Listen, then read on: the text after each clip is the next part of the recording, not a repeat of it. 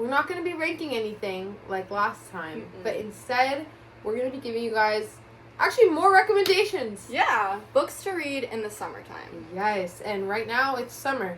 Is there a better time to read than summer? No. No.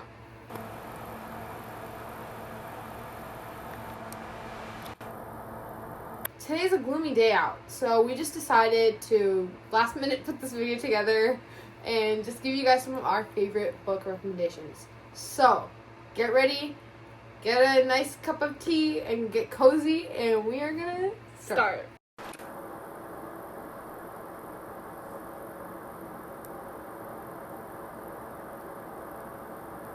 So the first book that we're going to recommend is actually not this book, but it's by this author, Emma Lord, and it's called Tweet You. We don't have the physical book. This is the author.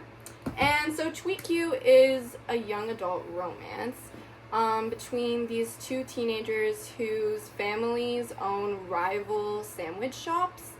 And I would say it's really just like a really fluffy, cute romance, like a light read, easy read, fast read. And another good thing about Tweet You is it's told from the girl and the guy's perspective, which I think is really good. You just get to see how both of them are viewing the situation and the relationship throughout the entire book.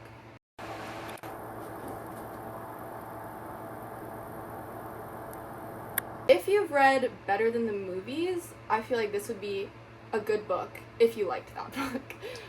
Yeah, because this is, I think this book is way less talked about. We didn't want to recommend Better Than the Movies. Obviously, we love that book, but I feel like it's being recommended a lot.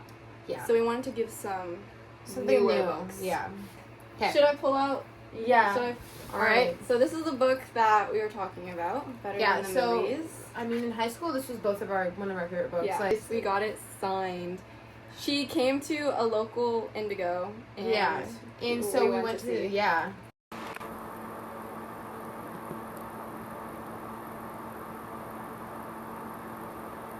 She was talking about her new books that were coming out. Fake Skating. Which is also a really good book. Yes. And I would say, like, this book is a really good book if you're wanting to get into reading, because it's very easy to read and it's very, like, entertaining. Yeah, and it has a lot of, like, pop culture references. So if you're someone who likes to spend a lot of time on, like, the internet and you like to doom scroll but you don't read that much, this is a great book to transition from, like, doom scrolling to reading. And because we're not here to sit here and, like, be pretentious about reading. Like, yes, read some fun, silly books, but also read some books that make you question life and make you question, like, give you some knowledge. Yeah, that's what's so great about reading. It's very versatile. Yes. I would basically describe this book as, like, a rom-com movie as a book. Like, literally. Yeah. Literally. So, Tweet You, just if you're curious, on Goodreads has 3.87 stars. Also, get on Goodreads, guys. Goodreads is amazing. I love Goodreads.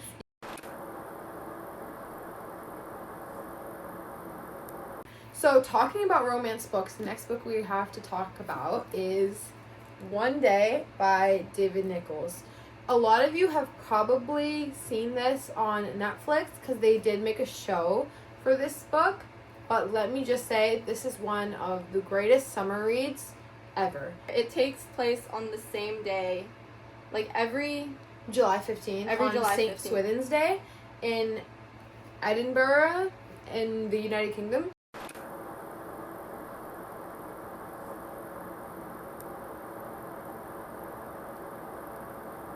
I think, like, out of all, like, things that I've seen, books that I've read that have had some kind of screen adaptation, this is, like, the best book and screen adaptation. Like, they're very accurate, cohesive and accurate, and it, like, they're both very good, I think. I agree. It has 3.88 stars on Goodreads. It's like a romance, and it takes place over 20 years, so it's, like, kind of historical fiction. They go through so many stages of life. So no matter what stage of life you're in, you'll have something to resonate with. And I watched the show first, and you did too, and we still got hooked on the book. Like, even though we knew what happens, we were still invested in the book. Yeah.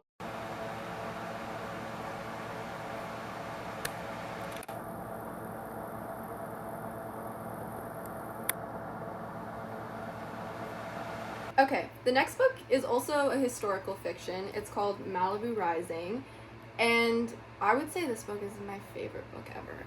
It's a part of a series, but all the books in the series are like a standalone. You don't have to read it in a specific order.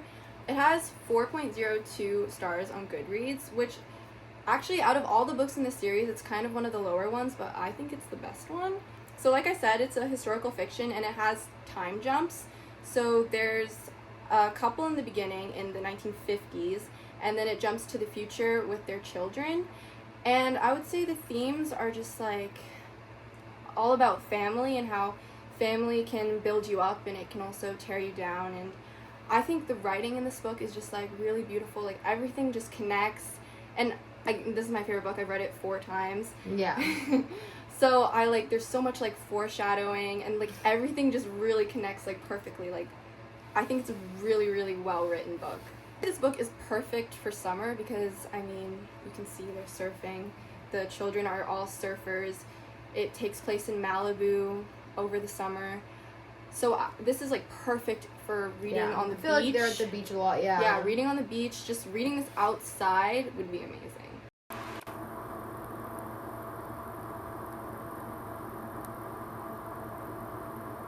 Next book that we're going to talk about is The God of the Woods by Liz Moore.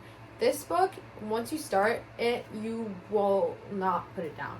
It's a thriller, and it's kind of historical fiction. It takes place in the 1970s, so a different time period from now. And the story isn't just told from one narrative. You get the narrative of a lot of different people. Some of them are from the Van Laar family, and some of them are just from the community that works with the Van Laars or worked for the Van Laars. Okay, so the central theme of the book is actually panic. So the whole book takes place in a state of panic. Almost every character is constantly panicking about something, and that's actually on purpose because it comes from the Greek god of nature of the woods, Pan. Oh, So I didn't panic. know that. That's why the main theme of this book is panic. That's really cool. Yeah, it's really cool.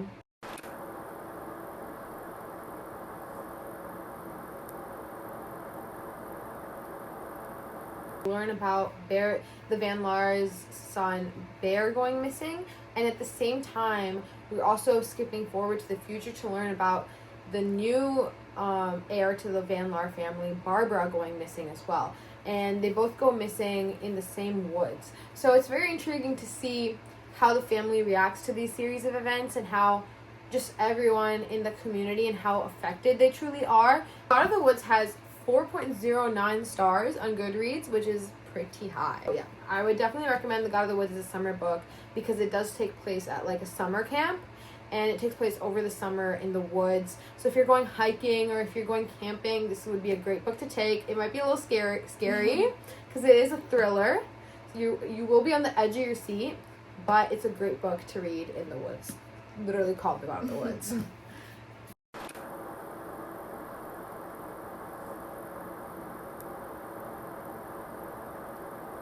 Okay, so the next book is called Not Quite Dead Yet by Holly Jackson. And some of you might know this author. She wrote A Good Girl's Guide to Murder, which is very popular. This is her most recent book. I think it's a little underrated. For sure. Mm-hmm. And it's perfect for a day like today, like a gloomy, rainy day. It's a mystery, as all of her books are. The reason why I really like this book is I feel like it just had a really unique plot point. This is one of Holly Jackson's like more adult books. So if you read A Good Girl's Guide to Murder, think that, but like more targeted towards an older audience.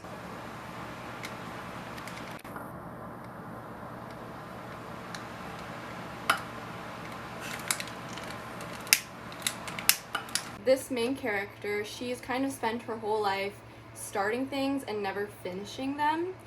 And that's just been the theme throughout her entire life. And one day she goes home and she gets hit on the back of the head.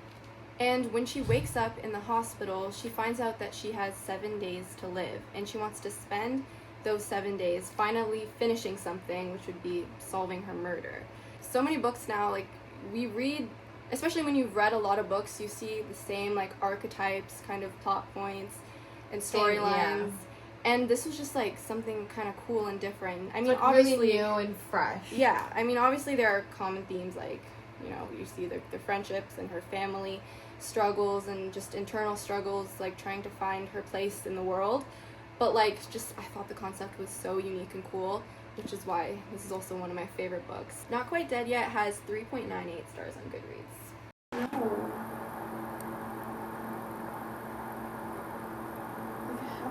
So, we may be saving the best for the last. This book is Circe by Madeline Miller. This is the last book we have to recommend, and it has a crazy 4.21 stars on Goodreads, which is the highest rated book. Collection And honestly, it's pretty hard to get such a high rating when you have so many thousands, millions of people reading your book. Mm-hmm. So 4.21 is very impressive. And it's not that recent either. Yeah, It's been around for a while. yeah. Usually this book was makes published the in 2018. rating lower. Yeah. So this book it's a mythological fantasy. It's a retelling of Greek myths, and it's like basically a bunch of Greek myths like put together to just form the story of the main character Circe. So Circe is a witch who gets banished from her family for being a witch, and she gets her own island, Aea. So this book is just like the story of her life and how everything plays out on Aea. The island, a lot of different Greek mythological figures visit her island, such as Hermes, Athena, Odysseus, especially with the Odyssey coming up. If you want to know, if you want to know more about Circe, because she is a chunk of his story.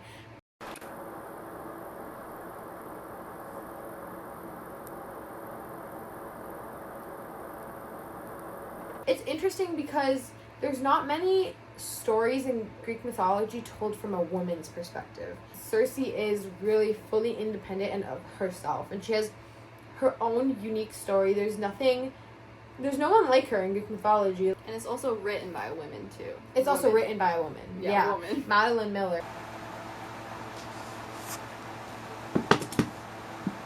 She also has another really famous book that you've probably heard of, Song of Achilles. Yeah, it's right here.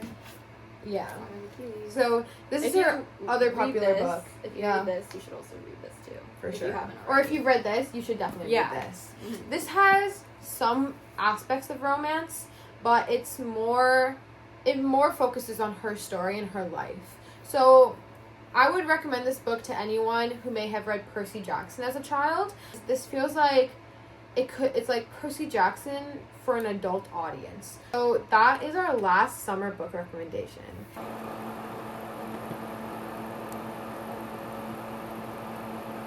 These are our 6 top picks to read in the summer. And we just think these books perfectly encapsulate the feeling of reading in summer. These are our recommendations from our own catalog of knowledge to yours. All the books hopefully. we've read. If you like any of these books, make sure to subscribe or give us a thumbs up. And if you have any books you think we would like, you can comment them too. We always are looking for more books to read. Always, always, always. So make sure you comment. Thank you for watching our summer book recommendations.